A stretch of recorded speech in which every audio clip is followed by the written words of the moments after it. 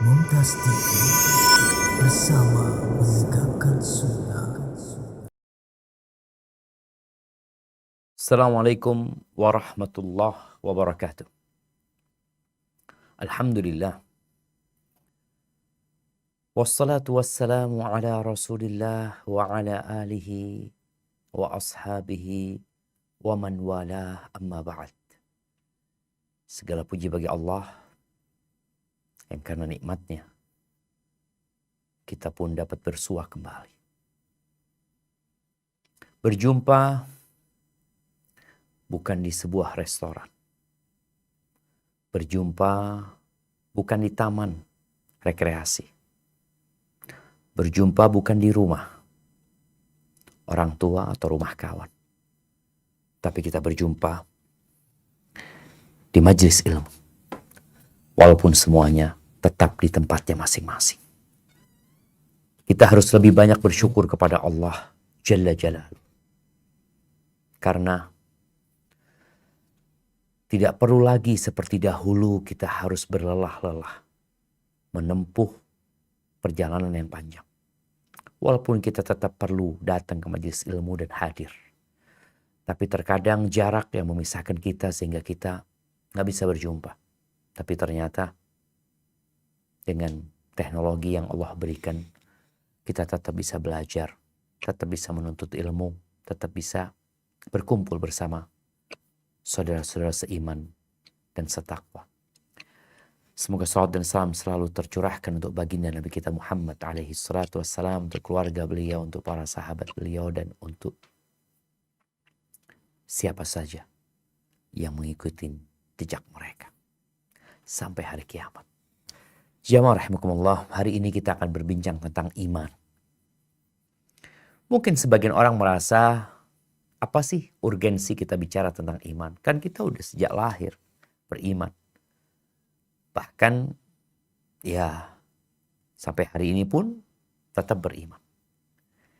Ahibati fillah, banyak di antara manusia di muka bumi ini merasa beriman.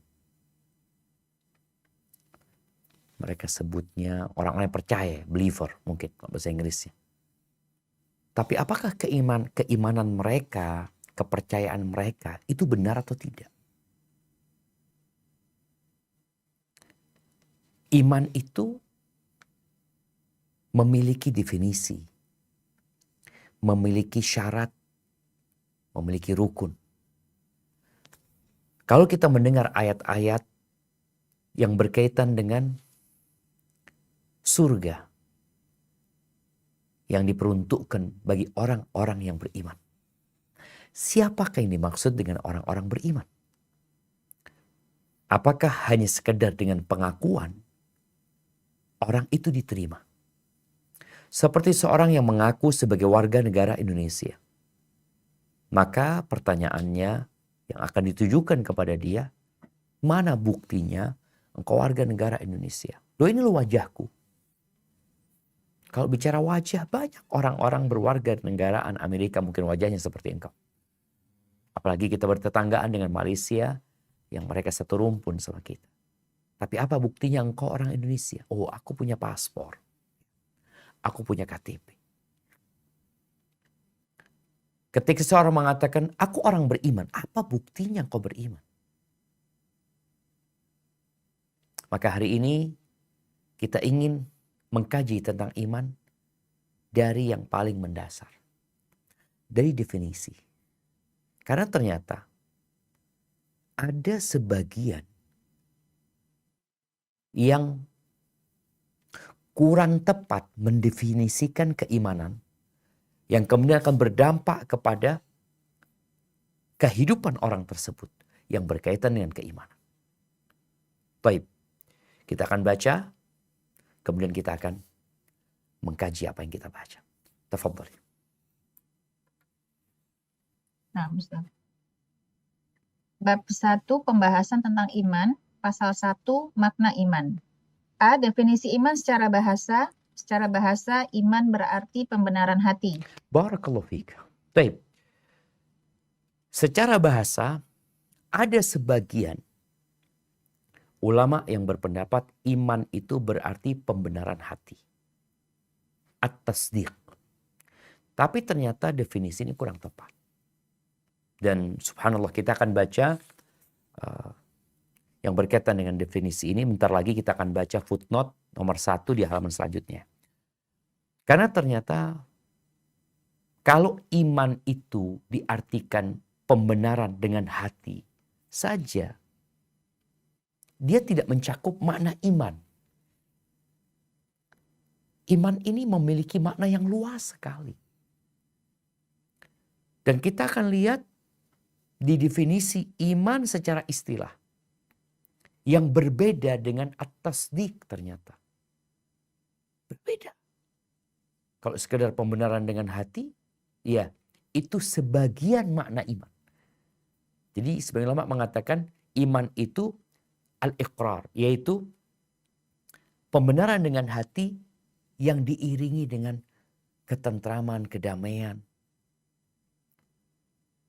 Dan nantinya diiringi dengan amal. Maka dia adalah pembenaran dengan hati plus. Tapi kita akan baca definisi secara istilah. Tafadhol. B. Definisi iman secara istilah. Secara istilah, iman berarti pembenaran dengan hati, pengakuan dengan lisan, dan pengamalan dengan anggota badan. Beginilah pendapat mayoritas ulama. Bahkan Imam Syafi'i rahimahullah menceritakan bahwa ini adalah ijma' para sahabat, tabi'in, dan generasi setelah mereka yang bertemu dengan mereka dalam keadaan beriman. Barakallahu fiik. Ahibati fillah, kenapa di sini dinukil ijma'? Karena memang ada sebagian yang berpendapat iman itu ya pokoknya percaya. Walaupun dia tidak mengucapkan dengan lisannya. Tidak beramal dengan raganya. Ada lagi yang berpendapat, entar lagi kita akan baca di penjelasan Syekh Shalih Fauzan. Karena ada yang berpendapat pokoknya iman itu ya sudah. Pembenaran dengan hati, ucapan dengan lisan, khalas. Walaupun tidak sholat, tidak apa, nggak perlu. Artinya itu tidak akan berpengaruh kepada keimanan seseorang. Maka di sini disebutkan bahwasanya iman secara istilah itu tasdiq bil qalb, yaitu pembenaran dengan hati. Hati membenarkan, percaya hati. Cukup nggak cukup? Iqrar bil lisan. Lisan yang menyatakan hal itu. Asyhadu an la ilaha illallah. Wa asyhadu anna Muhammad Rasulullah. Itu lisan. Kemudian yang ketiga, beramal dengan raganya. Engkau kalau beriman, ya buktikan.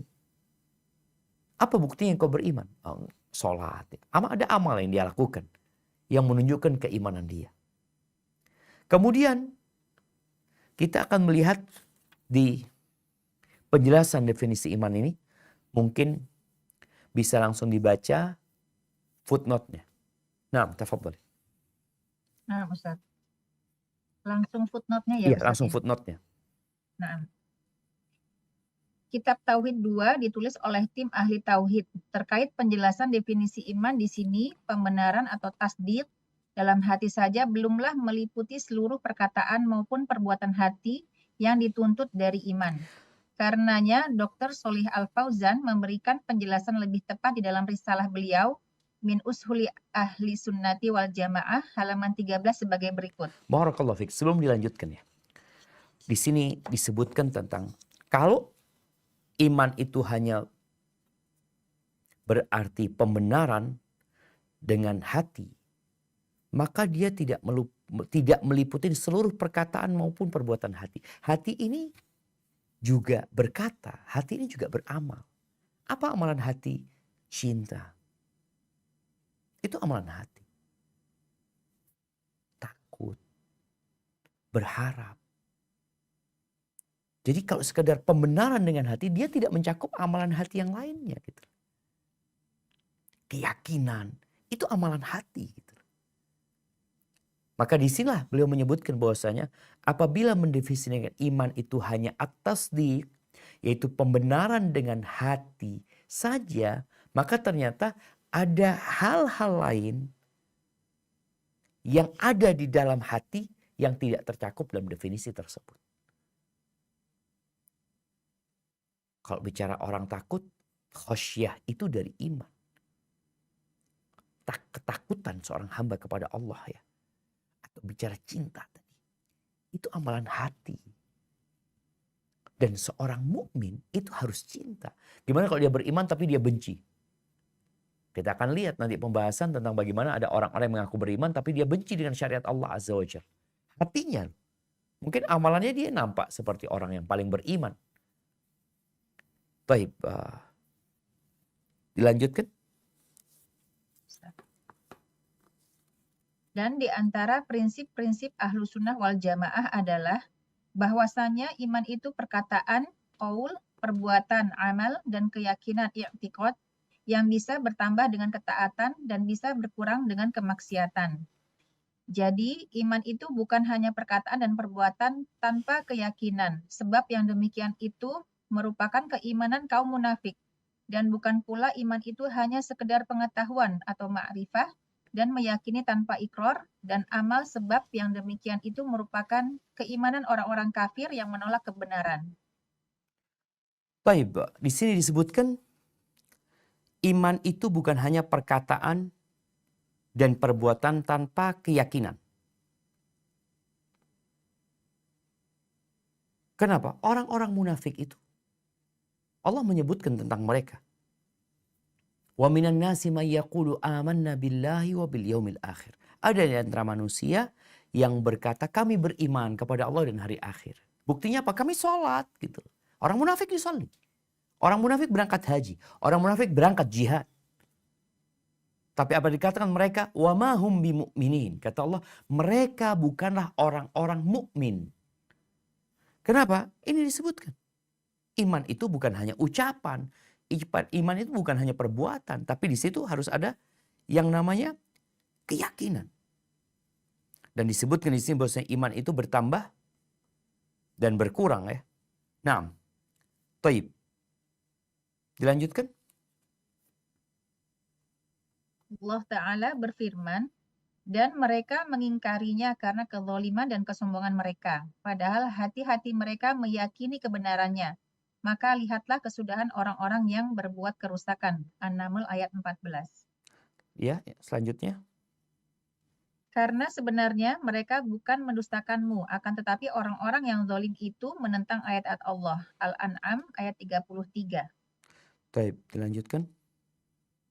Dan kaum Ad dan Tsamud, dan sungguh telah nyata bagi kamu kehancuran tempat-tempat tinggal mereka. Dan setan menjadikan mereka memandang baik perbuatan mereka, sehingga menghalangi mereka dari jalan Allah. Padahal mereka adalah orang-orang yang berpandangan tajam. Al-Ankabut ayat 38. Baik, ini keimanan orang-orang kafir.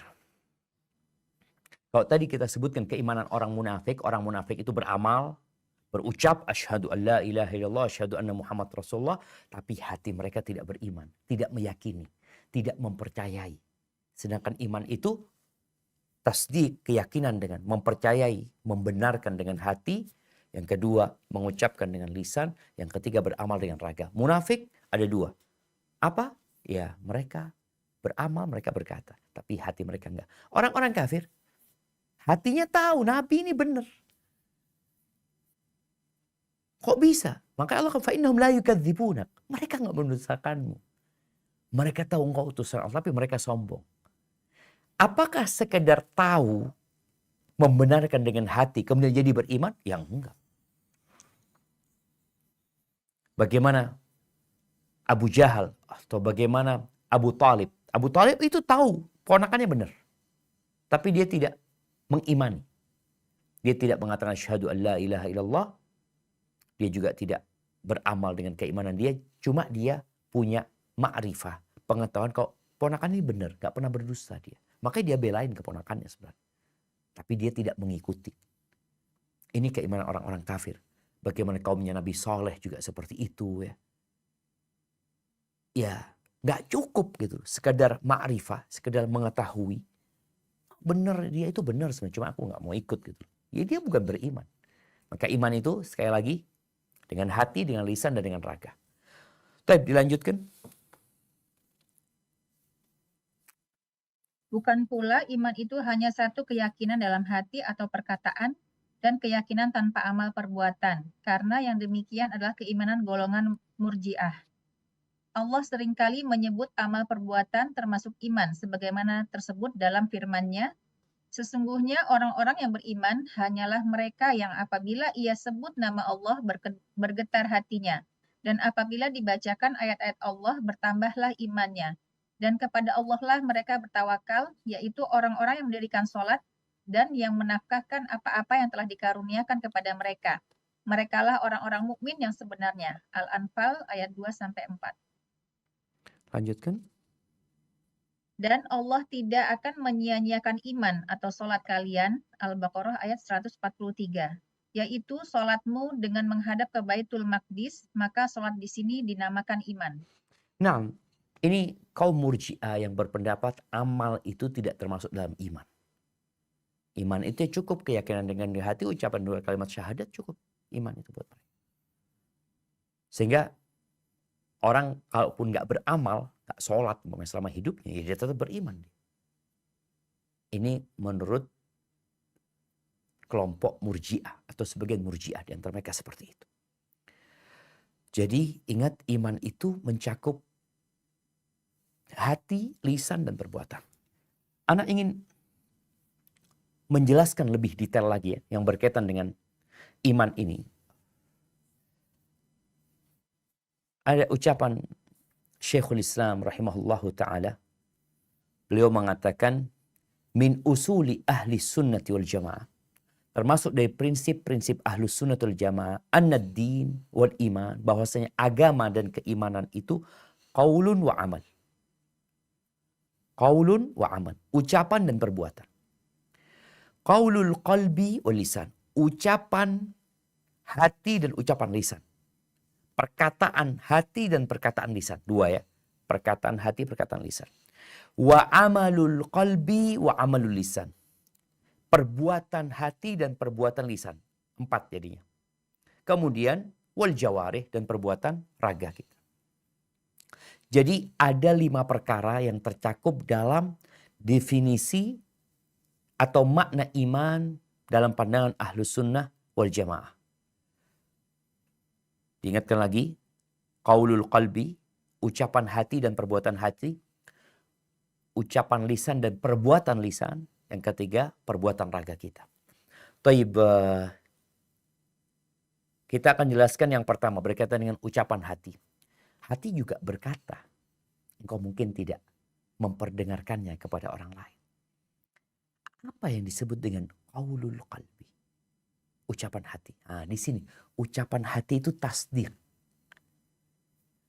Disebutkan tasdiquhu wa iqanu. Membenarkan dan meyakini. Itu ucapan hati. Jadi hati itu membenarkan dan meyakininya. Ini ada banyak ayat yang berkaitan dengan ini. Salah satunya yang berkaitan dengan di surat Al-Hujurat ayat 15 ya, nanti bisa dibaca. Allah mengatakan innamal mu'minuna alladzina amanu billahi wa rasulihi. Orang beriman itu adalah orang-orang yang beriman kepada Allah dan Rasulnya. Thumma lam yartabu. Kemudian mereka tidak ragu. Jadi dia yakin. Dia membenarkan. Kemudian di hadis syafa'ah Rasul sallallahu alaihi wasallam mengatakan yakhruju minan nar, akan keluar dari api neraka man qala la ilaha illallah, siapa saja yang mengatakan la ilaha illallah wa fi qalbihi minal khair ma yazinu sya'ir, dan di dalam hatinya ada kebaikan yang seberat gandum.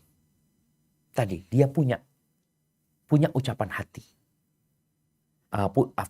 Punya amalan hati, yaitu percaya dan meyakini. Itu amalan hati. Yang kedua, qaulul lisan. Tadi bicara amalan hati. Yang kedua adalah ucapan lisan. Kalau ucapan lisan ya yang berkaitan dengan keimanan adalah an-nutqu bisyahadatain, yaitu mengucapkan asyhadu an la ilaha illallah wa asyhadu anna Muhammad Rasulullah sallallahu alaihi wasallam. Taib. Afwan jamaah. Iya, tadi qaulul qalbi yang pertama, ucapan hati. perkataan hati ya. Perkataan hati itu adalah membenarkan dan meyakini. Itu qaulul qalbi. Ucapan hati. Ucapan lisan adalah asyhadu an la ilaha illallah wa asyhadu anna Muhammad Rasulullah. Yang ketiga, amalan hati. Apa amalan hati? Amalan hati itu niat, itu amalan hati. Ikhlas, itu amalan hati. Cinta, benci, tunduk, itu amalan hati. Jadi sekarang ada ucapan hati, ada amalan hati. Ucapan hati apa? Ucapan hati adalah membenarkan dan meyakini. Amalan hati, ya semua amalan hati. Yang berkaitan dengan niat, keikhlasan, ya, kemudian cinta, benci, harap, itu semua amalan hati. Baik, kita udah dapat 3 nih. Ucapan hati, ucapan lisan, amalan hati. Amalan lisan. Apa amalan lisan? Maka semua amalan yang dilakukan dengan lisan itu masuk iman. Seperti apa? Membaca Al-Quran. Semua zikir, ya, tasbih, tahmid, ya, berdoa, beristighfar. Kita naik kendaraan membaca sesuatu, kita mau tidur membaca sesuatu, ya, zikir pagi dan petang, itu adalah iman. Itu masuk iman. Yang berkaitan dengan amalan lisan. Kalau ucapan lisan yang berkaitan dengan keimanan, ya asyhadu an la ilaha illallah, asyhadu anna Muhammad Rasulullah. Amalan lisan, maka semua amal soleh yang dilakukan dengan lisan. Allah menyebutkan umpamanya di surat Fatir ayat 29, ya. Allah menyebutkan innal ladzina yatluna kitaballah, sesungguhnya orang-orang yang membaca kitab Allah, wa aqamus shalah wa anfaqu mimma razaqnahum sirran wa alaniyah yarjuna tijaratan lan tabura. Ini sifat orang-orang beriman, mereka adalah orang-orang yang suka membaca Al-Qur'an. Taib. Kemudian yang kelima, amalan raga. Amalan fisik kita. Ya, semua amalan yang dilakukan dengan raga kita berkaitan dengan berdirinya kita ketika sholat, itu masuk keimanan. Kemudian kita ruku, kita sujud, berjalan ke masjid, ya, berjalan ke rumah Allah Azza wa Jal, berangkat umroh, berangkat haji, berjihad di jalan Allah. Jadi memindahkan sesuatu yang menghalangi orang berjalan, ya, dengan tangan kita, dengan raga kita, ini adalah masuk dari keimanan. Maka Allah mengatakan, ya ayyuhalladzina amanu ruk'u wasjudu, wahai orang-orang beriman, rukuklah kalian, sujudlah kalian, wa'budu rabbakum. Baik, mudah-mudahan ini bisa difahami bahwa iman itu hati, lisan, dan raga. Hati ada 2. Ada qaul, ada amal. Qaul, perkataan hati, membenarkan dan meyakini. Amalan hati, niat, ikhlas, cinta, dan lainnya. Lisan kita berkata dan beramal. Perkataan lisan yang berkaitan dengan keimanan, maka asyhadu an la ilaha illallah wa asyhadu anna Muhammad Rasulullah. Amalan lisan, maka semua amal soleh yang dilakukan dengan lisan. Dari membaca Al-Quran, berdakwah, amar ma'ruf nahi mungkar, berzikir, dan yang terakhir berkaitan dengan amal jawarih, perbuatan raga kita, maka semua amal soleh yang dilakukan dengan raga kita itu masuk dalam keimanan. Barakallahu fiik. Baik. Kita sudah selesai dari definisi, mungkin kita masuk ke penjelasan definisi iman. Tafadhol. Poin D, dalil kaum salaf. Enggak, mungkin Dalil? dibaca yang penjelasan definisi iman. Oh, nah, Ustaz. Iya. Yang poin C ya, Ustaz. C. Nah. Poin C, penjelasan definisi iman. Pembenaran dengan hati artinya menerima seluruh ajaran yang dibawa oleh Rasulullah Shallallahu Alaihi Wasallam. Pengakuan dengan lisan artinya mengucap 2 kalimat syahadat, yaitu bersaksi bahwa tidak ada ilah yang berhak diibadahi selain Allah dan bahwa Muhammad Shallallahu Alaihi Wasallam adalah utusan Allah. Pengamalan dengan anggota badan artinya hati mengamalkannya dengan keyakinan dan anggota badan mengamalkannya dengan melaksanakan ibadah. Kaum salaf rahimahullah memasukkan amalan dalam kategori iman. Karenanya iman dapat bertambah dan berkurang sesuai bertambah dan berkurangnya amalan. Masya Allah, barakallahu fiik. Iya, ini tadi yang sudah kita uraikan berkaitan dengan 3 hal, lisan, hati, dan raga kita. Dan iman itu bertambah dan berkurang. Kita sendiri tahu. Kadang-kala iman kita naik. Buktinya apa? Alhamdulillah, ana baca Quran. Yang kemarin Anda nggak baca Quran. Imanku lagi lemah. Engkau tahu dari mana? Ya kemarin aku baca zikir pagi dan petang, hari ini sibuk dengan banyak kegiatan akhirnya nggak baca zikir pagi. Orang bisa merasakan itu. Sholat malam masuk iman. Imanku lagi lemah. Kenapa? Wallahi tadi malam aku malas mau sholat malam. Baik. Apa dalil bahwa iman itu dapat bertambah dan berkurang? Yang tentunya kalau sekedar keyakinan yang berkaitan dengan qaulul lisan, ucapan, qaulul qalbi, perkataan hati, sebagian yang berpendapat seperti itu nggak bertambah, nggak berkurang. Ya udah, dia kan keyakinan, gimana bertambah dan berkurang? Kalau bertambah sepertinya, kalau berkurang jadi kafir nantinya. Dia standar seperti itu. Tapi karena pendapat yang benar enggak, iman itu bertambah dan berkurang. Karena memang makna iman itu tidak seperti yang engkau fahami. Lebih luas iman itu. Dan Allah menyebutkan dalil-dalil tentang hal itu. Baik, kita akan baca dalil kaum salaf ya, yang menjelaskan bahwasanya perbuatan itu masuk dalam keimanan dan juga iman itu dapat bertambah dan berkurang. Mungkin dibaca ayat Qur'annya dari Qur'annya sebelum baca artinya. Al-Mudaththir ayat 31. Silakan dibaca.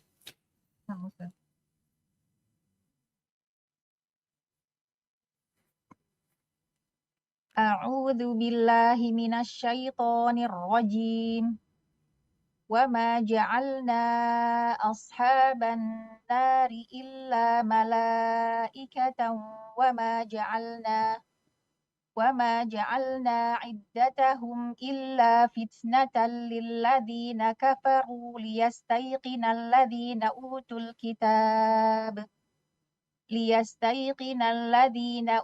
الكتاب ويزداد الذين آمنوا إيمانا ولا يرتاب الذين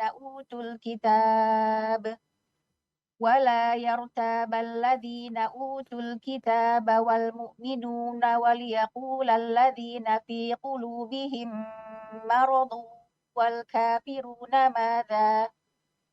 والكافرون ماذا أراد الله بهذا مثلا كذلك يضل الله من يشاء ويهدي من يشاء وما يعلم جنود ربك إلا هو وما هي إلا ذكرى للبشر.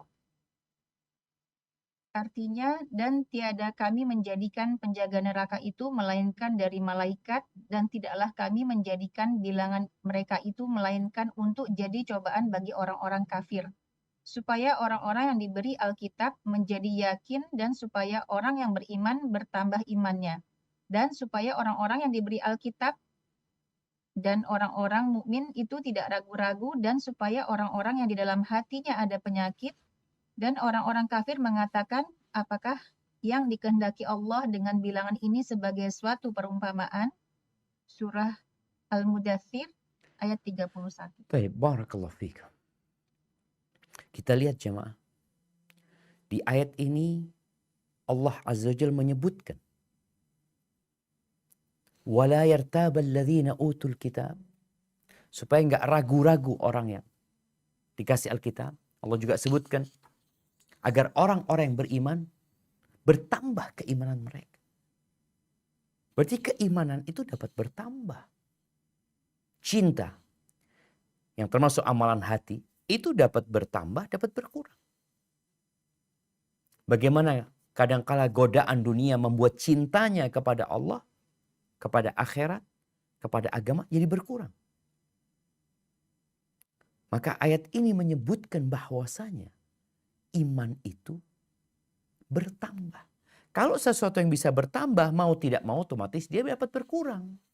Bukan bertambah terus, enggak. Dan realitanya kita melihat ada orang yang bertambah keimanannya sehingga dia semangat beribadah, sehingga dengan mudah dia meneteskan air mata, dengan mudah dia bersedekah, dengan mudah dia berkorban. Tapi ada kondisi orang imannya berkurang sehingga dia tidak melakukan amalan-amalan soleh yang berat, yang ringan-ringan aja dia lakukan. Baik, barakallahu fiik. Kita akan baca awal surat Al-Anfal ayat 2 sampai 4. Nah, tafadhal.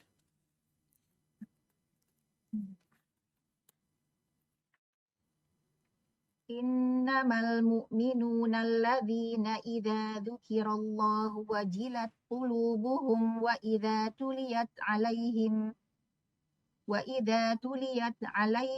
ayatuhu zadathum imanan wala apa Ustaz?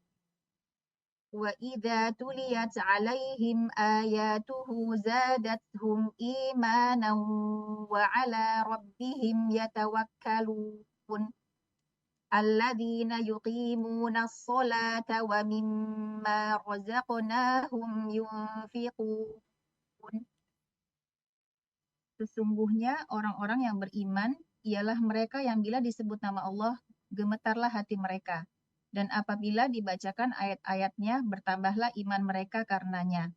Dan hanya kepada Rabb mereka bertawakal, yaitu orang-orang yang mendirikan sholat dan yang menafkahkan sebagian dari rizki yang kami berikan kepada mereka. Itulah orang-orang yang beriman dengan sebenar-benarnya. Surat Al-Anfal ayat 2-4.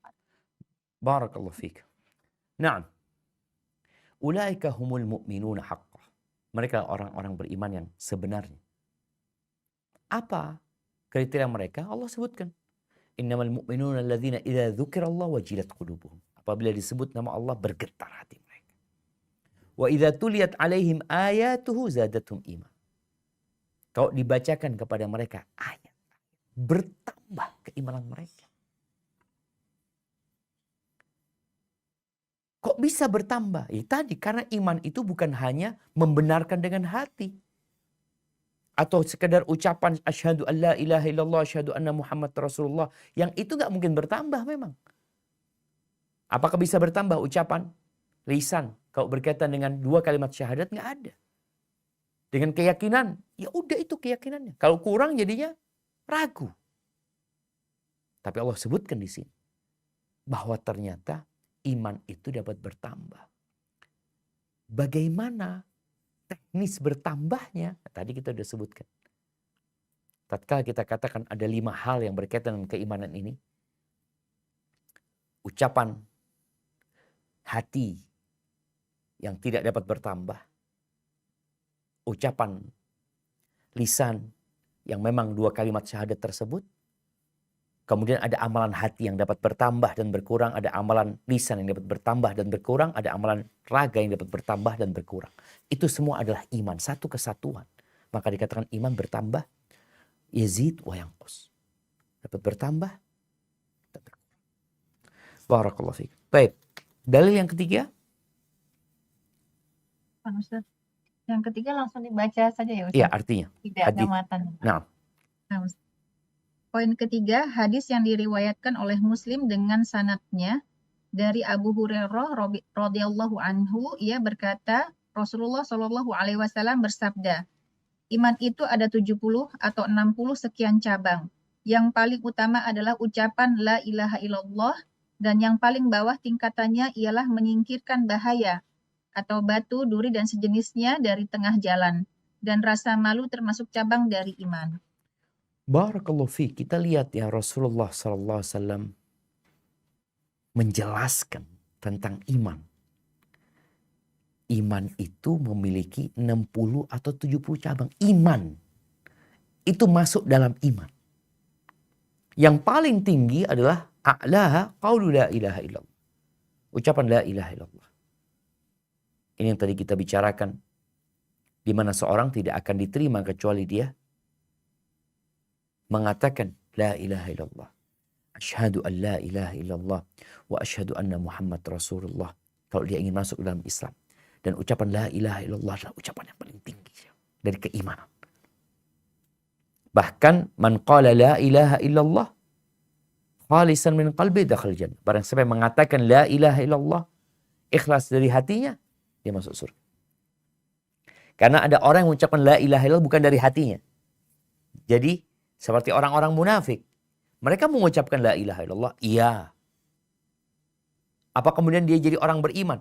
Ya dalam kehidupan dunia kita hukumi dengan zahirnya. Dia sholat bersama kita, dia puasa bersama kita, tapi urusan tidak beriman, Allah tetapkan. Wa ma hum bimu'min, mereka tidak beriman. Karena hanya lidahnya, hanya lisannya, hatinya tidak. Maka ini menjadi cabang keimanan yang paling tinggi. Wa adnaha, yang paling rendah, imatatul adza anit thariq, menyingkirkan sesuatu yang mengganggu di jalan. Ini cabang keimanan yang ini kayaknya perlu kita sosialisasikan ya. Karena terus terang bagi teman-teman yang di Jakarta, ini kota-kota besar, bahkan di Jember juga kita melihat ya.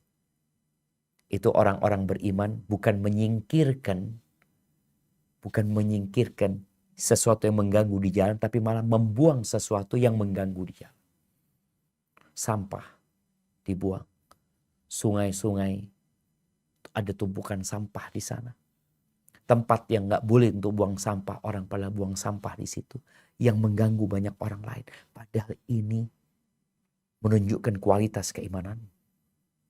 Sedih anak kadang-kala melihat ada orang berangkat ke masjid, sholat subuh dengan motornya, nyebrang sungai sebelum sampai ke masjid, kemudian di jembatan dia lempar sampah di sungai. Dia berangkat ke masjid, menunjukkan dia punya iman. Dia sholat di sana, tapi ada dari cabang-cabang keimanan yang ternyata dia tidak jaga. Wal haya'u syu'batun minal iman. Dan rasa malu itu adalah salah satu cabang keimanan. Dan kita hidup di masa yang banyak orang sudah kehilangan rasa malu. Rasa malu ini yang menjadikan orang menjauh dari perbuatan-perbuatan nista. Malu dia. Malu atas nama dirinya, malu atas nama keluarganya, malu. Tapi ketika rasa malu itu hilang, ya dia akan berbuat semaunya. Dan Nabi SAW menyebutkan, inna mimma adrakan nas min kalamin nubuwatil ula idza lam tastahi fasna' ma syi'ta. Di antara ucapan yang diwarisin dari ucapan para nabi-nabi terdahulu itu, kalau engkau nggak malu, udah engkau lakukan apa saja. Ya sudah, imannya udah hilang. Sehingga dia berkata, berbuat ya. Tapi sekali lagi, iman itu bertambah dan berkurang. Taib, dilanjutkan dalil yang keempat. Dalil yang keempat, hadis yang diriwayatkan oleh Muslim dengan sanadnya dari Abu Sa'id Al-Khudri radhiyallahu anhu, ia berkata, aku pernah mendengar Rasulullah Shallallahu alaihi wasallam bersabda, barang siapa di antara kalian melihat kemungkaran, hendaklah ia berusaha mengubahnya dengan tangannya. Bila tidak mampu, maka dengan lisannya. Bila tidak mampu, maka dengan hatinya. Dan itu adalah tanda iman yang paling lemah. Barakallahu fiik ya. Di hadis yang pertama tadi yang kita baca, Nabi SAW menyebutkan iman itu memiliki 70 cabang atau 60 cabang lebih. Di hadis yang keempat ini berkaitan dengan amar ma'ruf nahi munkar ya, di mana Rasulullah SAW menyatakan man ra'a minkum mungkaran, barang siapa melihat kemungkaran maka rubah dengan tangannya. Ini menjadi satu hal yang wajib kita lakukan. Kita melihat kemungkaran jangan dibiarin, dirubah dengan tangannya. Enggak mampu dengan tangan, maka dengan lisannya. Enggak mampu dengan lisan karena akan membuat kemungkaran lebih banyak dan boleh jadi terjadi kejahatan yang lebih besar lagi. Maka rubah dengan hatinya. Hati, raga, tangan, lisan. Lisan kita, kemudian hati.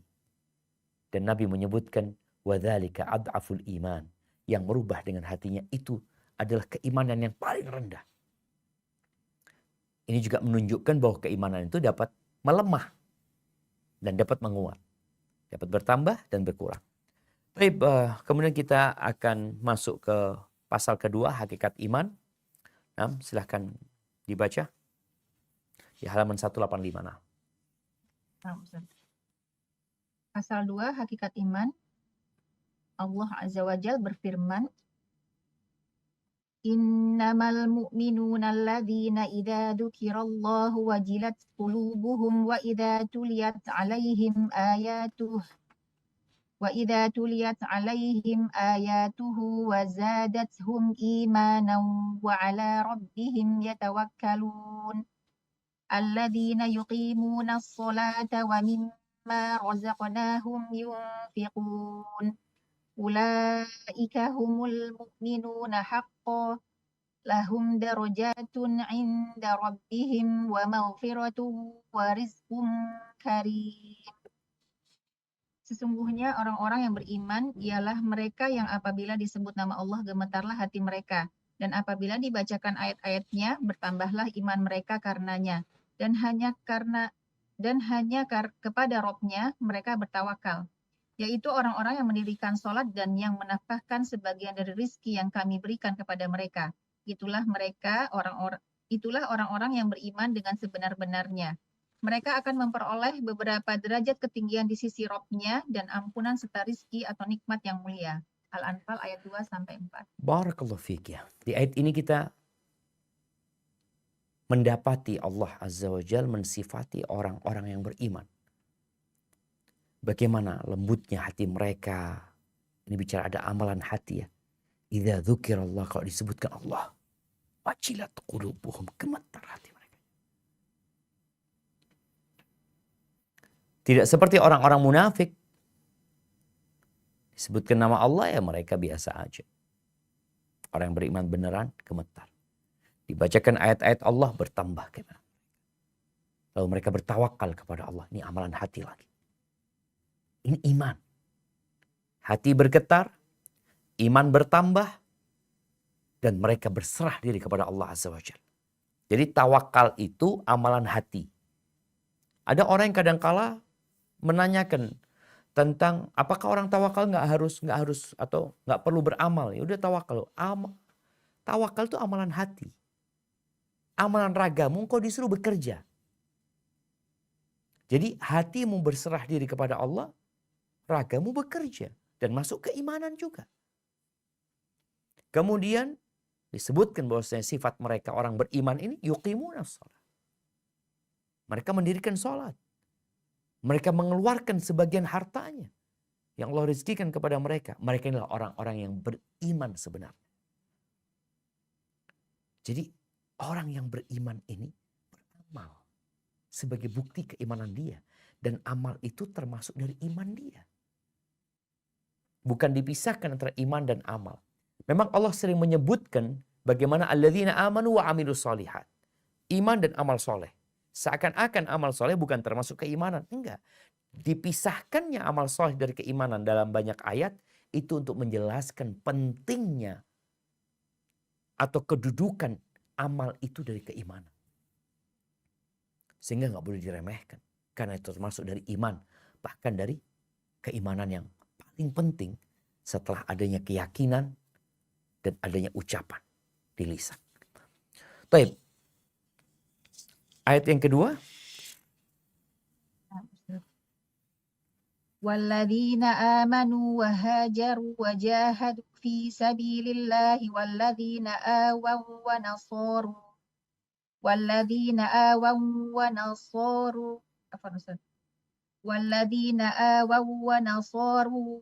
ulaika humul mu'minuna haqqan lahum maghfiratu wa rizqun karim. Dan orang-orang yang beriman dan berhijrah serta berjihad di jalan Allah dan orang-orang yang memberi tempat kediaman dan memberi pertolongan kepada orang-orang muhajirin. Mereka itulah orang-orang yang benar-benar beriman. Mereka memperoleh ampunan dan rizki atau nikmat yang mulia. Surat Al-Anfal ayat 74. Masya Allah. Kita lihat tuh. Tadi juga disebutkan ulaika humul mu'minuna haqqah. Mereka adalah orang-orang beriman yang sebenarnya. Di Al-Anfal 74 juga disebutkan ulaika humul mu'minuna haqqah. Mereka orang-orang beriman yang sebenarnya. Jadi apa yang dilakukan orang beriman yang sebenarnya? Disebutkan. Mereka beriman. Mereka berhijrah. Mereka jihad fi sabilillah. Mereka menolong Allah dan Rasulnya. Memberikan tempat buat Nabi alaihi salatu wassalam. Mereka orang beriman yang sebenarnya. Jadi amalan-amalan itu masuk dalam keimanan. Karena Allah sebutkan ulaika humul mu'minun. Jadi kalau melihat orang beriman, ya itulah orang beriman. Maka kembali kepada definisi keimanan tadi, iman itu adalah ucapan hati dan ucapan lisan, amalan hati dan amalan lisan serta raga kita. Baik, kita akan masuk ke pembahasan tentang Islam dan iman. Karena kita tahu di hadis Jibril alaihissalam ya, yang ketika dia datang kepada Nabi alaihissalam, lalu dia bertanya kepada Rasulullah SAW, "Ya Muhammad, akhbirni anil Islam." Kabarkan kepada aku tentang Islam. Maka Nabi alaihissalam menyebutkan, "An tashhada an la ilaha illallah wa anna Muhammad Rasulullah wa tuqimas salah wa tu'tiyaz zakah wa tasuma Ramadan wa tahujjal bait in istata'ta ilaihi sabila." Beliau mendefinisikan iman itu dengan rukun, Islam itu dengan rukun Islam. Kemudian ditanya yang kedua tentang iman, beliau mengatakan iman itu untuk minabillahi wa malaikatihi wa kutubihi wa rusulihi wal yaumil akhir wa tu'mina bil qadari khairihi wa syarrihi. Beliau menyebutkan rukun iman yang 6. Kemudian ketika ditanya tentang ihsan, beliau alaihissalatu wassalam menyebutkan, "An ta'budallah ka'annaka tarahu fa in lam takun tarahu fa innahu yarak." Engkau beribadah kepada Allah seakan-akan kau melihat Allah. Kalau nggak sampai ke situ, maka engkau yakin Allah senantiasa mengawasimu, melihatmu. Di akhir hadis, Nabi alaihissalatu wassalam menyebutkan, ini Jibril mengajarkan kepada kalian tentang agama kalian. Baik, kita akan masuk ke definisi Islam. Silakan dibaca. Poin B. Nama Ustaz. Poin B, Islam. Rasulullah Shallallahu Alaihi Wasallam sering kali menyebut beberapa hal dengan Poin B, sebutan nah. Islam. B. Poin? Nah, Poin B, Ustaz. iya betul poin B. Nah, tentang Islam ya Ustaz. Iya, tentang Islam. Nah, Halaman 187 ya. nah Ustaz. Poin B, Islam. Rasul Shallallahu Alaihi Wasallam seringkali menyebut beberapa hal dengan sebutan Islam, seperti penyerahan hati, menghindarkan manusia dari gangguan lisan dan tangan, memberi makan fakir miskin, berkata yang baik, dan semua perkara yang beliau sebut dengan sebutan Islam di dalamnya nampak jelas ada ketundukan dan kepatuhan. Status Islam akan kuat dengan 2 kalimat syahadat, mendirikan sholat, menunaikan zakat, berpuasa pada bulan Ramadan, dan menunaikan ibadah haji ke Baitullah. Lanjutkan. Inilah syiar-syiar Islam yang paling tampak. Dengan menunaikannya, penyerahan diri seseorang dianggap sempurna, dan dengan meninggalkannya, ia dianggap tidak taat dan tidak patuh. Lanjutkan, nak. Penyerahan hati juga mengandung makna ridho dan taat. Adapun menghindarkan manusia dari gangguan lisan dan tangan mengandung makna adanya ikatan persaudaraan dalam agama atau ukhuwah Islamiyah. Menyingkirkan bahaya juga termasuk menjalankan ajaran agama ini yang mengajak pada yang baik, melarang menyakiti, menyuruh pada sikap saling tolong-menolong, dan mengajak pada semua yang baik. Lanjut, nak.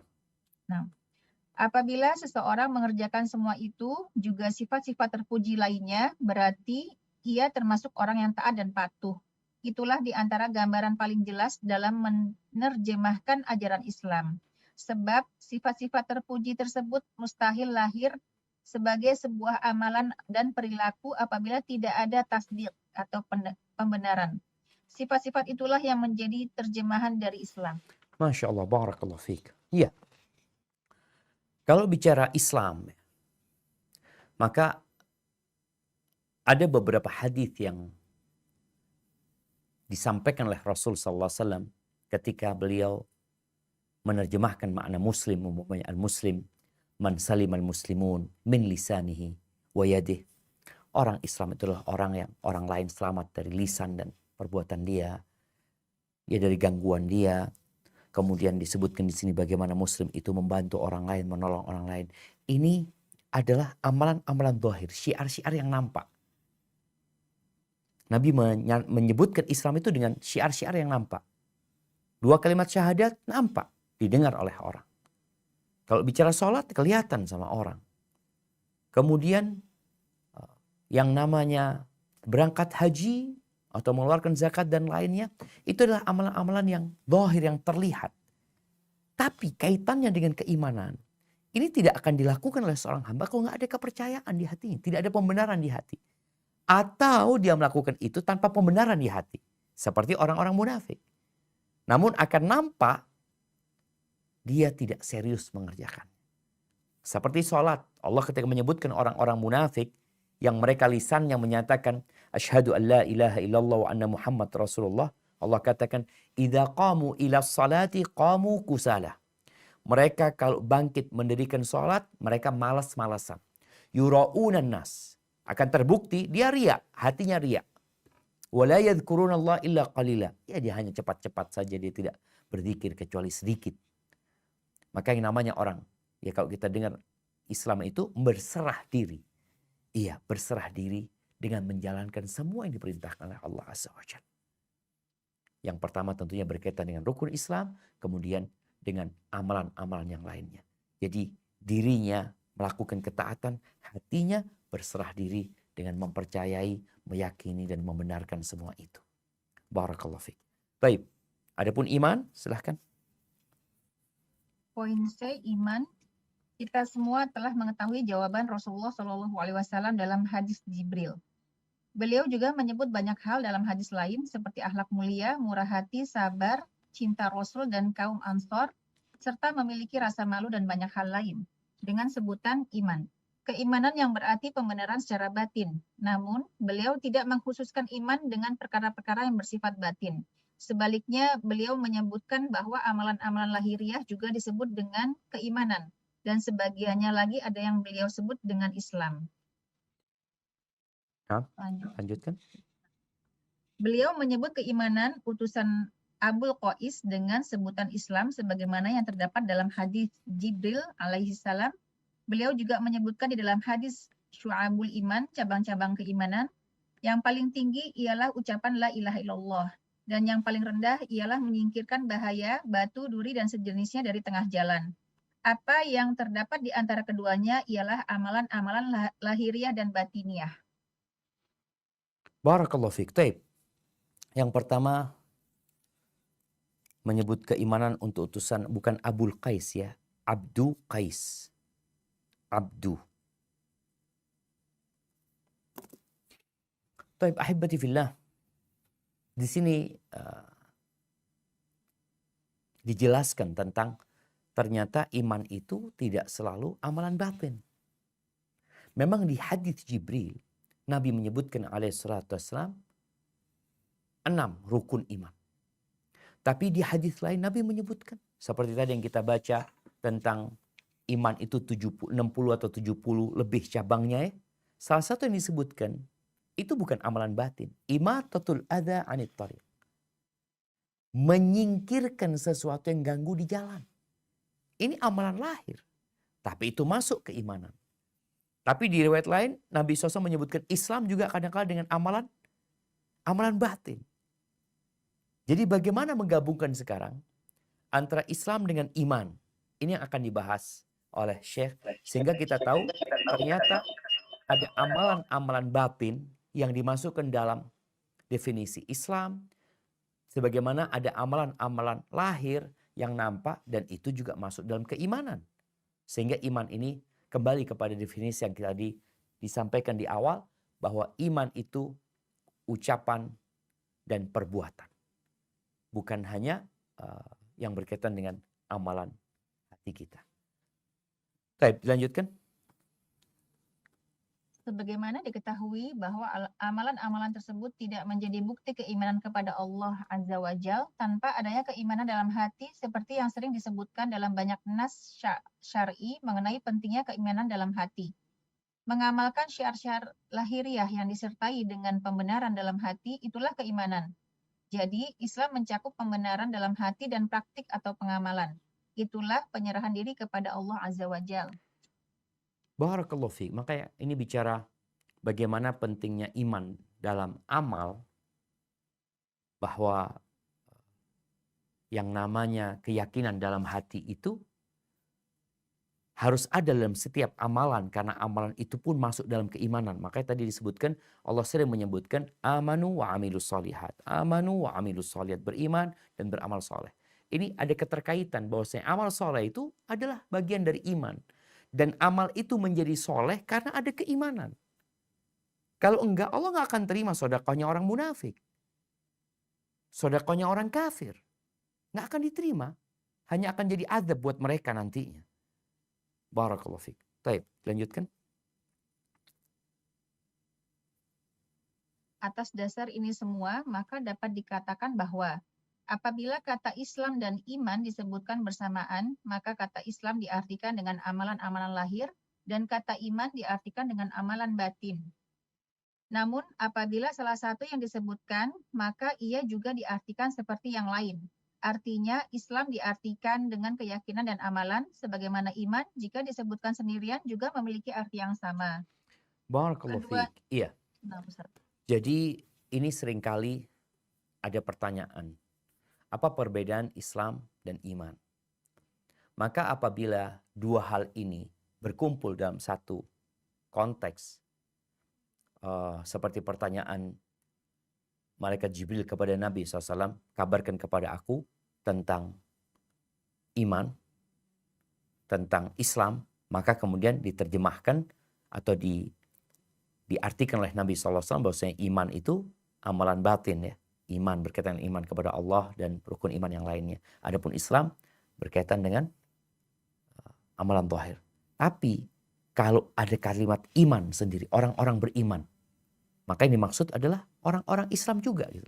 Apabila dikatakan orang-orang Islam atau ada ucapan Islam, maka Islam itu mencakup amalan lahir dan batin. Iman pun kalau sendirian mencakup amalan lahir dan batin seperti itu. Barakallahu fiik. Nah, lanjutkan. Keduanya sama-sama wajib. Seseorang tidak akan dapat meraih ridho Allah dan diselamatkan dari azabnya, kecuali bila secara lahir ia patuh kepadanya dengan disertai keyakinan dalam hati. Keduanya tidak boleh dipisahkan. Iman dan Islam yang diwajibkan atas seseorang tidak akan sempurna kecuali bila ia menjalankan perintah-perintahnya dan menjauhi larangan-larangannya. Namun kesempurnaan iman yang wajib itu juga belum mencapai titik maksimal karena adanya perbedaan tingkat dalam pertambahan amal dari amalan sunnah dan bertambahnya tasdik atau pembenaran. Allah Ta'ala alam. Masya Allah, barakallahu fiik. Jadi ternyata iman ini ada iman yang wajib, ada iman yang sunnah. Jadi ada iman yang wajib dia melakukan itu. Ada iman yang hanya sunnah. Jadi bertambah keimanannya, ya seperti kalau kita bicara iman yang wajib ini berkaitan dengan rukun Islam. Melaksanakan sholat, wajib dia. Kemudian puasa Ramadan wajib. Tapi iman yang sunnah berkaitan dengan puasa 6 hari di bulan Syawal. Artinya kalau dia nggak ngerjakan, ya nggak apa-apa. Imannya ya tetap diterima keimanan dia karena dia melaksanakan yang wajib. Tapi tidak seperti kalau dia melaksanakan yang sunnah. Karena ini berkaitan dengan bertambah dan berkurang keimanan. Jadi ada iman yang wajib, ada iman yang sunnah. Dan insya Allah itu akan dibahas pada kesempatan yang akan datang berkaitan dengan rukun iman dan cabang-cabangnya nantinya. Sehingga kita tahu mana yang wajib dan mana yang sunnah. Sehingga seorang muslim ketika mendekatkan diri kepada Allah Azza wa Jalla, maka dia harus selesaikan yang wajib dahulu. Kemudian setelah itu baru bisa dia naik dengan melaksanakan yang sunnah-sunnah. Jangan sampai kau sibuk melaksanakan yang sunnah, yang wajib engkau abaikan. Barakallahu fiik. Baik, kalau sudah ada pertanyaan kita masuk, kalau enggak kita selesaikan rukun iman dan cabang-cabangnya. Alhamdulillah ada pertanyaan tapi belum terlalu banyak Ustaz. Siap, mungkin kita lanjutkan rukun iman dan cabang-cabangnya. Nah, Pasal 3 Rukun Iman dan Cabang-cabangnya. Kata al-arkan adalah bentuk jamak dari ruknun, yang berarti sisinya yang kuat. Maksud rukun iman ialah sisi-sisi tempat iman berdiri tegak. Rukun iman ada 6. 1. Iman kepada Allah Azza wa Jalla. 2. Iman kepada para malaikat. 3. Iman kepada kitab-kitab samawi. 4. Iman kepada Rasul. 5. Iman kepada hari akhir. 6. Iman kepada takdirnya yang baik maupun yang buruk. baik, ahibati fillah, 6 hal yang berkaitan dengan rukun iman ini perlu kembali kita ingatkan anak-anak kita. Perlu diingatkan kembali kalau ada yang jadi guru ya, di kelas anak-anak SMP, anak-anak SMA, anak-anak kuliah ya. Bagi yang punya perusahaan tempat dia bekerja di sana, dan dia punya anak buah, belum kau tanyakan kembali. Ada yang nggak ingat. Ada yang ingat tapi sudah tidak urut lagi. Ada yang mungkin ingat dengan urut tapi tidak memahaminya secara utuh tentang beriman kepada Allah. Beriman kepada malaikat-malaikatnya. Ditanya tentang kitab-kitab yang Allah turunkan, dia juga nggak tahu. Munculnya kelompok-kelompok yang menyimpang itu disebabkan lemahnya pondasi keimanan seseorang. Contoh nih, pada saat di Jakarta ada yang bernama Lia Eden. Ada seorang yang mengaku titisannya Maryam, kemudian mengaku putranya adalah Nabi Isa alaihissalam ya. Banyak pengikutnya. Kemudian tatkala ada satu orang yang mengaku sebagai Rasulullah yang bernama Ahmad Musaddiq, itu banyak pengikutnya. Ini masalah yang mendasar sekali sebenarnya. Ada seorang yang beriman ketika dia punya pengetahuan yang cukup tentang rukun iman, yang dia yakini dengan dalil-dalilnya, sehingga dia menempuh kehidupan ini dengan selamat dari berbagai fitnah. Karena buktinya banyak pengikutnya. Ketika ada di Cianjur seorang yang mengaku Nabi Idris, dan ada pengikutnya lagi. Dan terus akan muncul ini. Maka yang perlu dilakukan oleh seorang muslim adalah menguatkan yang berkaitan dengan rukun iman ini. Sehingga dia akan tenang menghadapi godaan dan fitnah-fitnah yang ada. Di Indonesia ada sebuah aliran yang namanya Ahmadiyah. Yang sempat terjadi keributan di Jakarta ya. Yang jadi pertanyaan, kenapa ada orang-orang yang mengikuti mereka? Padahal nggak ada Nabi setelah Nabi Muhammad SAW. Kenapa masih ada yang mengikuti mereka? Karena mereka nggak tahu dengan rukun iman ini. Ketika mereka mengatakan punya kitab tersendiri. Kenapa ada yang mengikuti? Padahal udah selesai ditutup dengan Al-Quran. Kitab-kitab yang dahulu pun sudah nggak bisa dipakai lagi. Karena terjadi penyimpangan di dalamnya. Karena berkaitan dengan hal ini. Ada lagi yang sibuk membahas tentang kapan terjadinya kiamat. 2012 dahulu ya. Katanya ini, katanya ini. Kenapa masih ada umat Islam yang ikut meramaikan berita tersebut? Karena kadang berkaitan dengan beriman dengan hari akhir. Yang lemah pengetahuan dia dengan hal itu. Barakallahu fiik. Coba dilanjutkan.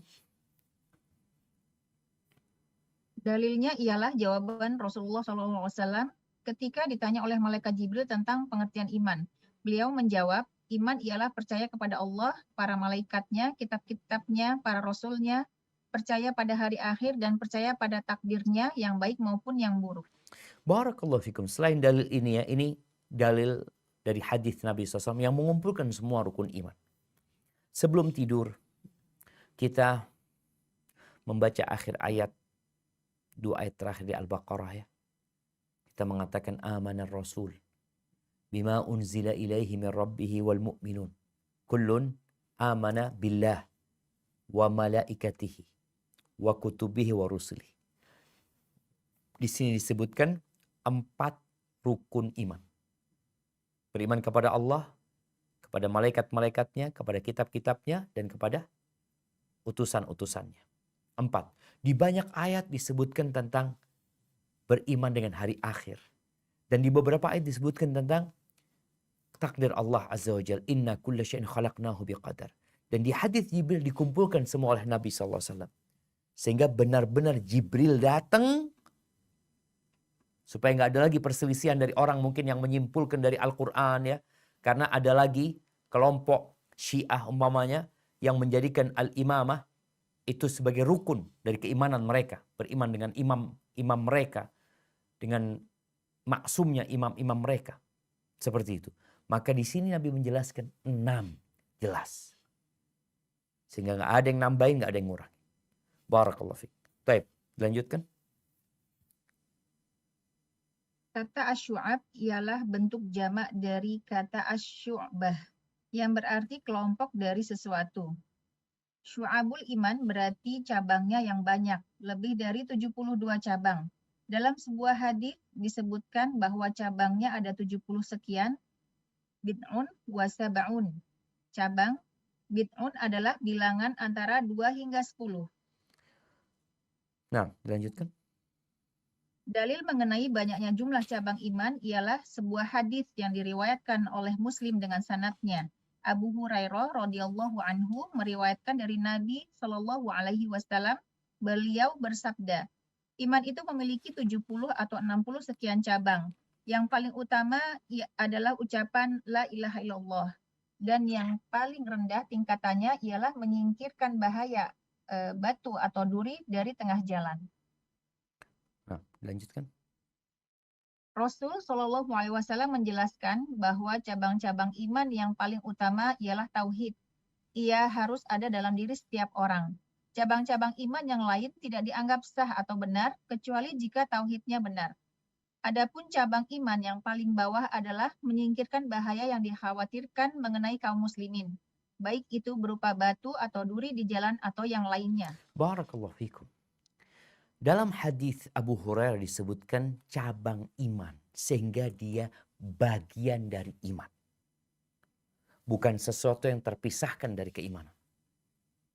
Dia itu bagian dari iman. Sehingga semakin sempurna iman seseorang, maka semakin sempurna cabang-cabang keimanan pada dirinya.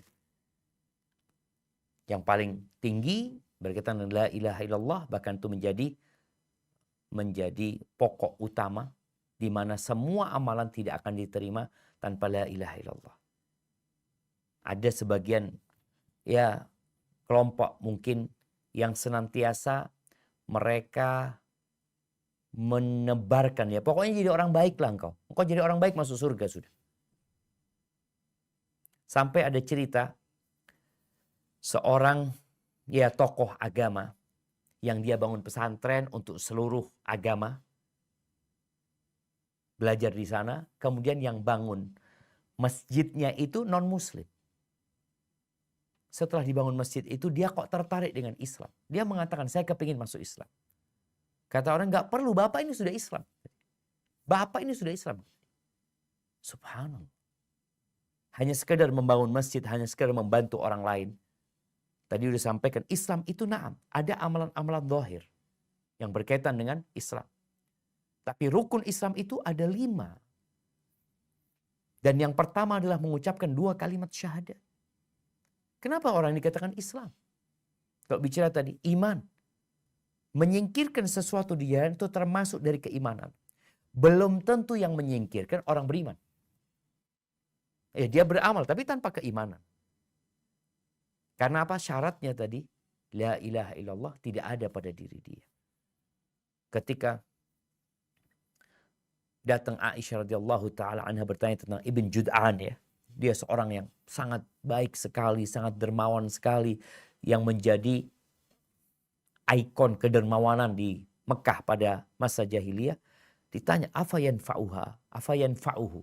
Apakah yang dia amalkan berguna buat dia? Kata Nabi SAW, enggak. Dia enggak pernah mengatakan, ampuni aku pada hari dibangkitkannya manusia. Karena enggak beriman dia itu. Jadi, yang mengatakan la ilaha illallah khalisan dari hatinya. Dari hatinya dia meyakini hal itu. Maka dia beriman. Walaupun nanti tadi kita sampaikan ada cabang-cabang keimanan yang wajib yang harusnya dia lakukan tapi dia tinggalkan, maka dia akan mendapatkan hukuman dari apa yang dia lakukan. Kalau cabang-cabang keimanan yang berkaitan dengan sunnah anjuran nggak diharuskan dia mengamalkannya. Tapi jelas ini Nabi alaihissalatu menyebutkan yang paling tinggi la ilaha illallah, yang paling rendah adalah menyingkirkan sesuatu yang mengganggu dari jalan. Baik, di antara 2 yang paling tinggi dan paling rendah ini ada apa? Silahkan dibaca. Di antara 2 sisi ini, paling atas dan paling bawah ada banyak cabang. Seperti mencintai Rasul, mencintai saudara seiman, layaknya mencintai diri sendiri, jihad, dan lain sebagainya. Beliau Shallallahu Alaihi Wasallam tidak menjelaskan cabang-cabangnya secara keseluruhan. Karena itu para ulama beristihad mengenai jumlah bilangannya. Al-Hulaimi, penulis kitab Al-Minhaj, menyebutkan bahwa jumlahnya ada 77. Sementara menurut Al-Hafidh Abu Hatim bin Hibban, jumlahnya ada 79. Barakallahu fiik ya. Ya ini kita lihat bagaimana semangat para ulama ya. Ketika Nabi SAW menyebutkan 60 atau 70 lebih. 70 lebih itu nggak sampai 80. Di antara 72 sampai 79. Itu mereka berusaha untuk menyebutkan. Dan ini pentingnya kita belajar ya. Sehingga mungkin nanti ke depan kita belajar kitab yang berkaitan dengan cabang-cabang keimanan. Sehingga kita, oh ini termasuk keimanan ya. Dan kita tidak meremehkan amal kebajikan sedikit pun. Karena kita tahu, oh ini memiliki fadilah yang besar. Karena Nabi SAW tidak menyebutkan secara detail. Apa saja, mungkin di beberapa hadis disebutkan. Tapi pada hadis Abu Hurairah ini beliau tidak menguraikannya. Dari 1 sampai 79 atau 1 sampai 77. Maka para ulama berijtihad. Dan gak ada masalah. Kita membaca dan mengkaji di ijtihad para ulama agar kita dapat menyempurnakan iman kita. Baik, dilanjutkan. Cabang-cabang iman yang banyak ini sebagiannya merupakan tiang dan pondasi ushul. Iman akan hilang bila ia tidak ada, seperti mengingkari adanya hari akhir. Adapun sebagiannya merupakan furu atau cabang. Iman masih tetap ada meski ia atau furu hilang. Hanya saja dengan meninggalkannya akan mengakibatkan berkurangnya iman atau bahkan menjadikan seseorang menjadi fasik. Contoh tidak memuliakan tetangga. Barakallahu fiik ya. Ya ini berkaitan dengan cabang keimanan ada yang wajib, ada yang sunnah. Kalau bicara yang wajib ini pun ada yang merupakan usul. Kalau bicara usul disebutkan di sini, ada yang kalau hilang yang nggak beriman. Rukun iman tadi yang 6. Nggak beriman dengan malaikat-malaikat Allah. Keluar dari Islam. Nggak beriman dengan hari akhir. Keluar dari iman. Bukan orang beriman. Walaupun dia, enggak, saya beriman kepada Allah loh. Saya mukmin. Tapi kalau bersama hari akhir, enggak. Ini enggak bisa, engkau tidak beriman, maka engkau keluar. Ini satu kesatuan yang harus diterima seluruhnya. Adapun yang berkaitan dengan pondasi, ini maka disebutkan di sini, ada yang kalau hilang, tidak sampai keluar dari iman. Tapi berkurang keimanannya. Atau bahkan menjadikan dia orang fasik ya. Seperti ucapan Nabi SAW. Wallahi la yu'min, wallahi la yu'min, wallahi la yu'min. Beliau alaihissalatu wassalam kata, demi Allah dia nggak beriman. Demi Allah dia tidak beriman. Demi Allah dia tidak beriman. Itu para sahabat bertanya, ya Rasulullah, man ya Rasulullah. Siapa yang kau nafikan keimanan dari dirinya? Alladzi la ya'manu jaruhu bawa'iqahu. Yang tetangganya tidak merasa aman dari gangguan. Apakah ucapan Nabi wallah la yu'min, dia tidak beriman, dia keluar dari iman, menjadi kafir? Enggak sebenarnya. Tapi dia menjadi fasik. Jadi ada yang menjadi fasik atas perbuatan dia gara-gara cabang keimanan dia tidak jaga. Barakallahu fiik. Baik, lanjutkan. Dalam diri seorang mukmin terkadang terdapat cabang-cabang keimanan dan kemunafikan. Sehingga lantaran cabang kemunafikan itu ia berhak diazab. Hanya saja ia tidak kekal di neraka karena dalam hatinya masih ada keimanan. Orang yang kondisinya seperti ini tidak berhak disebut mukmin mutlak yang memperoleh janji surga, mendapat rahmat di akhirat dan selamat dari azab. Di samping derajat mukmin mutlak juga bertingkat-tingkat. Wallahu a'lam. Masya Allah, barakallahu fiik. Ya. Rasulullah SAW, beliau mengatakan, kullu ummati yadkhulul jannah. Semua umatku masuk surga. Illa man aba, kecuali nggak mau masuk surga. Maka gimana umat Nabi nggak mau masuk surga? Kata Nabi SAW, man ata'ani dakhal jannah. Yang taat kepada aku masuk surga. Di sini semua cabang-cabang keimanan dia kerjakan ya. Dia insya Allah, waman ya'ba, waman asani faqat aba. Yang bermaksiat kepada aku maka dialah yang enggan masuk surga. Jadi orang mukmin mutlak ya, yang punya keimanan yang mutlak, tapi mereka juga bertingkat-tingkat karena surga Allah bertingkat-tingkat ya. Itu keimanan mereka bertingkat-tingkat pula sebenarnya. Makanya ketika Allah Azza wa Jalla menyebutkan penghuni surga di surat Al-Waqi'ah ya. Yang pertama adalah al-muqarrabun. Was-sabiquna as-sabiqun ulaika al-muqarrabun. Ada ashabul yamin. ada ashabus shimal. Jadi mereka yang punya keimanan tinggi itu pun bertingkat-tingkat ya.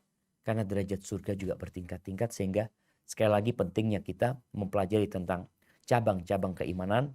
Paling tidak kita perlu tahu mana yang usul yang kita harus jaga, mana yang wajib yang kita jangan sampai tinggalkan, mana yang hanya sekedar anjuran yang kita perlu bersungguh-sungguh atau perlu berlomba-lomba supaya lebih tinggi derajatnya, sehingga kita menjadi orang-orang mukmin yang imannya yang mukmin mutlak ya, dapat surga tanpa harus berhenti di neraka dahulu. Maka nanti kita akan mengkaji tentang pembatal keimanan. Ternyata iman seseorang itu juga bisa batal gara-gara hati, lisan, dan perbuatan. Baik, mungkin kita masuk ke sesi tanya jawab. Barakallahu fiik. Nah Ustadz, jazakallahu khair Ustadz. Pertanyaan pertama, Assalamualaikum Ustadz. Waalaikumsalam. Bagaimana kalau kita melakukan pekerjaan-pekerjaan baik seperti beramal, akan tetapi melakukannya hanya berdasarkan kalau ini baik, tanpa menisbatkan perbuatan tersebut kepada Allah. Mohon nasihatnya Ustaz. Jazakumullahu khair. Gimana dia melakukan perbuatan baik? Melakukan perbuatan baik tanpa menisbatkan perbuatan tersebut kepada Allah. Tanpa menisbatkan kepada Allah. Maksudnya apa ya? Tanpa Mungkin berharap. Bukan karena Allah gitu. Bukan karena Allah. Oke. Taib, kalau bicara amal, Rasulullah SAW mengatakan innamal a'malu binniyat wa innamal likulli imri'in ma nawa. Amalan itu berdasarkan niatnya. Dan semua orang akan mendapatkan apa yang dia niatkan. Ada orang yang berbuat amal baik ya sekedar karena membantu orang aja. Nggak ada dia ingin pahala dari Allah. Nggak ingin diridhoin Allah. Juga melakukan itu bukan karena Allah memerintahkannya. Ya sekedar kemanusiaan aja. Apa yang akan dia dapatkan? Ya apa yang dia niatkan. Oleh karena itu seorang muslim, orang mukmin yang beramal, hendaklah dia melakukan introspeksi kepada dirinya. Kenapa dia melakukan itu? Kenapa sih? Ya aku suka bantu orang lain aja sih. Engkau gak ingin rahmat Allah? Ya kepingin sih. Tapi ketika dia mengamalkan itu, dia gak berharap rahmat Allah. Dia sekedar ya membantu aja. Dan banyak orang-orang non-muslim yang tidak beriman melakukan itu. Bahkan Idul Adha kemarin, ada orang-orang non-muslim yang berkorban. Ditanya, kenapa kok berkorban? Beli kambing kurban. Dia. Kenapa? Ya saya senang aja gitu. Maka dia tidak akan mendapatkan balasan di akhirat nanti. Karena dia berbuat itu hanya untuk kesenangan dia. Barakallahu fikum. Nah Ustadz, pertanyaan berikutnya, Ustadz Afwan, Ana seorang akhwat. Kalau kita kalau kita bangun kesiangan, terus hal pertama yang kita lakukan, apakah mendirikan sholat sunnah dulu atau langsung sholat subuh? Jazakallahu khair Ustadz. Masya Allah, barakallahu fiik. Iya, berkaitan dengan orang yang bangun kesiangan. Ketika dia bukan orang yang suka mendirikan qobliyah subuh, maka dia bangun, dia laksanakan sholat subuh langsung. Karena kita tahu qadha sholat subuh ini gak wajib ya. Mengqadha sholat subuh itu tidak wajib. Ada orang yang bangun kesiangan, tapi tidak sampai keluar waktu. Bicara kesiangan ini, dia bangun sebelum matahari terbit. Maka kalau ada waktu untuk sholat qobliyah dan sholat subuh, maka dia silakan sholat qobliyah dan sholat subuh.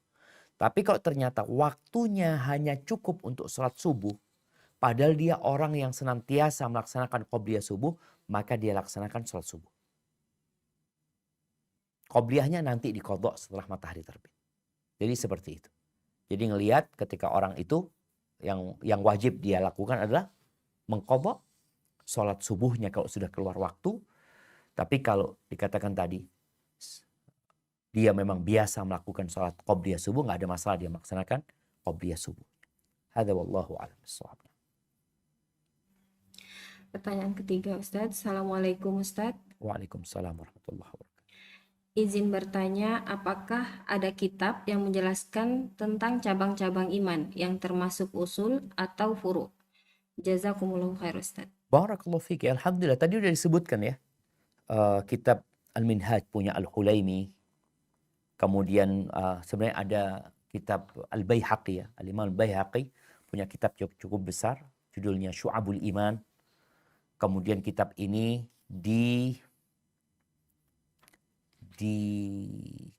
bukan disimpulkan ya. Ditalkhis. Diringkas oleh Al-Hulaimi. Tadi disebutkan nama kitabnya. Cuma Anda nggak tahu apakah kitab ini udah diterjemahkan. Insya Allah udah diterjemahkan ya. Kitab Al-Hulaimi ini. Kitabnya nggak besar. Kitabnya kecil.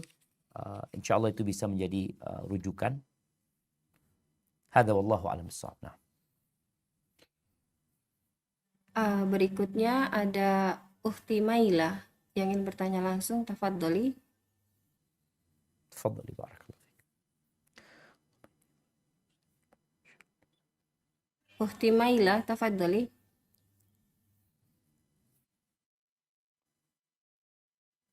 Nah, Ustadz, Ana bacakan dulu yang Siap. masuk, Ustadz.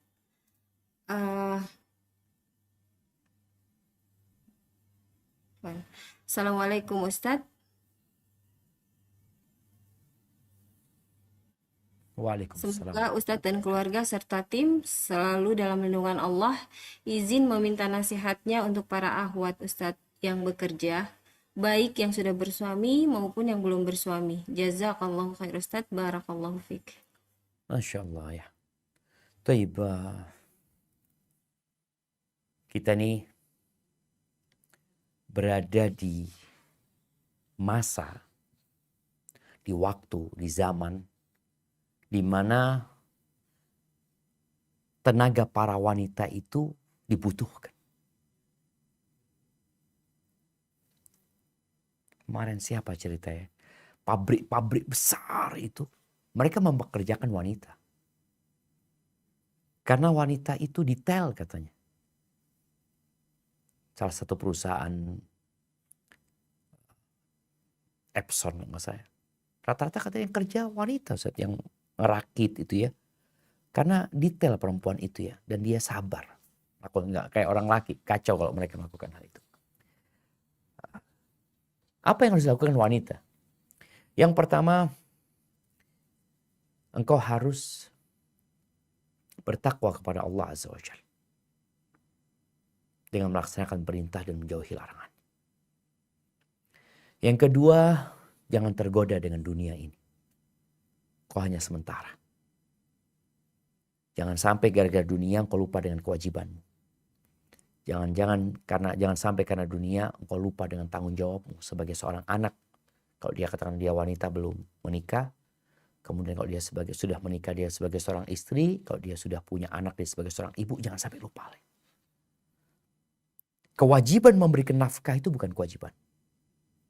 Tapi apabila seorang ambisinya dunia, dia nggak peduli. Karena ada dalam benak dia, karir dia, harta dia, jabatan dia, kekuasaan mungkin. Kalau yang dicari dunia. Maka nasihat ana, bertakwalah kepada Allah Azza wa Jalla dan jangan berambisi dunia yang hanya akan membuatmu menderita. Dan jangan sampai engkau lebih mementingkan yang tidak wajib daripada yang wajib. Kalau bicara bekerja, yang wajib suami, sudah biar dia kerja. Engkau mendidik anak. Generasi masa depan itu perlu ya sentuhan seorang wanita. Dan banyak wanita yang sibuk dengan hal-hal yang kurang penting, yang tidak menjadi kewajiban, sehingga menelantarkan hal-hal yang menjadi kewajiban dia, itu mendidik anak-anak dengan baik ya, dan berkhidmat kepada suaminya. Hadza wallahu a'lam bissawab. Nah, Ustaz, kami panggil kembali Ukhti Maila, tafadhali. Baik, jazakallahu khairan Uti. Assalamualaikum warahmatullahi wabarakatuh. Ustadz dan jamaah, semoga Ustadz dan keluarga serta jamaah yang hadir selalu dalam rahmat Allah. Mohon nasihatnya Ustadz terkait dengan bagaimana apabila kita berniat misalkan untuk memberikan santunan kepada adik-adik tahfiz atau juga yang yatim piatu di suatu yayasan. Nah, namun mungkin yayasan itu sendiri mungkin belum sunnah, sehingga sebagai rasa terima kasih itu kepada para donatur, mereka biasanya membacakan doa untuk almarhumah rahimahullah dari keluarga yang donatur itu dengan membaca surat Yasin dan sebagainya. Nah, sehingga pada akhirnya akan terjadi semacam yasinan seperti itu, Ustadz. Nah, bagaimana sebaiknya? Apakah donatur itu hanya cukup drop santunan saja, kemudian silaturahmi ukhuwah aja dengan adik-adik tersebut, kemudian pulang tanpa harus baca doa yang lain, atau mungkin ada doa lainnya yang sebaiknya lebih pas atau dibacakan pada acara tersebut, Ustadz. Demikian, Masya semoga Allah, Ustadz barakallahu dimudahkan fiik. untuk menjawab. Jazakumullah khairan Ustadz atas penjelasan dan nasihatnya. Masya Allah, barakallahu fiik. Nah, ahibati fillah. Ya, kita melihat banyak masyarakat yang mungkin semangat beribadah, semangat beramal, semangat mendekatkan diri kepada Allah Azza wa Jal, dan terbukti dengan banyaknya amalan-amalan yang diamalkan oleh mereka. Tapi kadangkala sebagian yang dilakukan mereka tidak ada bimbingannya atau tuntunannya dari Rasulullah Sallallahu Alaihi Wasallam. Kalau bicara doa, ya kita mendoakan orang yang berbuat baik kepada kita. Tapi bagaimana mendoakannya? Itu yang perlu dipelajari lagi sebenarnya. Rasulullah SAW ketika dikasih harta zakat yang dikirimkan kepada beliau alaihi salatu wassalam, ya, bukan untuk beliau tapi untuk umatnya, beliau mendoakan, Allahumma salli ala ali Abi Aufa. Ya Allah, berikan salawatmu kepada keluarga al Abi Aufa. Seperti itu Nabi mendoakan. Jadi kalau tadi kita memberikan santunan ke sebuah lembaga yang mungkin mereka belum belajar sunnah, ya, mereka adalah orang-orang yang sebenarnya ingin kebaikan. Dengan cara mendoakan, bikin acara buat mereka, ya kita datang kepada mereka. Kita bawa hadiah santunan kepada mereka, kita katakan udah cukup didoakan saja. Kemudian perlu bikin acara, ya, seperti itu. Atau kita cukup transfer fulus ke mereka. Bahkan boleh jadi kita mentransfer ke mereka tanpa mereka tahu kita yang berbagi dengan mereka. Ini juga mungkin akan menjaga keikhlasan kita sebagai seorang donatur dan akan mengangkat martabat mereka juga sebagai orang yang dikasih. Jadi orang tuh kalau dikasih nggak tahu siapa yang ngasih, dia merasa nggak terlalu terhinakan, ya. Tapi kalau dia tahu fulan yang ngasih ini, kadang-kadang perasaannya gimana seperti itu. Jadi nasihat ana, boleh jadi kita tetap berbagi dengan mereka, datang ke mereka. Kita juga kalau bicara santunan kepada anak yatim ini, bukan hanya memberikan makanan, bukan hanya berbagi duit kepada mereka, ada yang namanya perhatian. Perhatian buat mereka. Boleh jadi anak-anak yatim itu lebih berbahagia dengan perhatian daripada harta. Seperti apa? Bawa anak itu bermain. Dia itu nggak pernah panggil yang namanya bapak kadangkala. Dia nggak punya bapak. Tapi ketika dia dibawa, diajak main, diajak makan, ya, diajak makan ke restoran, umpamanya kau kepingin apa ini dan itu memiliki nilai lebih. Nabi SAW mengatakan, Ana wa kafilul yatim kahatain. Aku bersama orang yang merawat anak yatim itu seperti ini, kata Nabi SAW. Yang membiayai kehidupan mereka, ya. Kemudian Nabi SAW ketika ditanya oleh seorang sahabat yang hatinya keras, maka Nabi mengatakan, imsah ra'sal yatim. Usap anak yatim, kepala anak yatim. Jadi sebagian orang memahami diusap selesai. Bukan, diusap ini perhatikan. Diajak dia, ya, dapat kasih sayang dari orang ini. Sehingga ini anak terus terang, ya Allah, anak itu ketika tidak pernah punya bapak, dia tidak punya gambaran di mana ayah dia nggak pernah mungkin gendong di belakang pundak bapaknya karena bapaknya nggak ada. Dia nggak pernah dilempar sama bapaknya. Ada hal-hal yang dia butuhkan selain uang saja. Tapi barakallahu fiik, mungkin itu yang dapat Anda sampaikan pada kesempatan kali ini. Jadi pertanyaan itu menjadi penutup perjumpaan kita. Semoga kita senantiasa dibimbing sama Allah Azza wa Jalla untuk meniti jalan ini, jalan menuju kepada Allah, mengikuti sunnah Rasul Sallallahu Alaihi Wasallam. Sampai berjumpa kembali. Semoga senantiasa dalam lindungan ilahi. Subhanakallahumma wa bihamdika asyhadu an la ilaha illa anta astaghfiruka wa atubu ilaik. Ana mohon undur diri. Wassalamualaikum warahmatullahi wabarakatuh.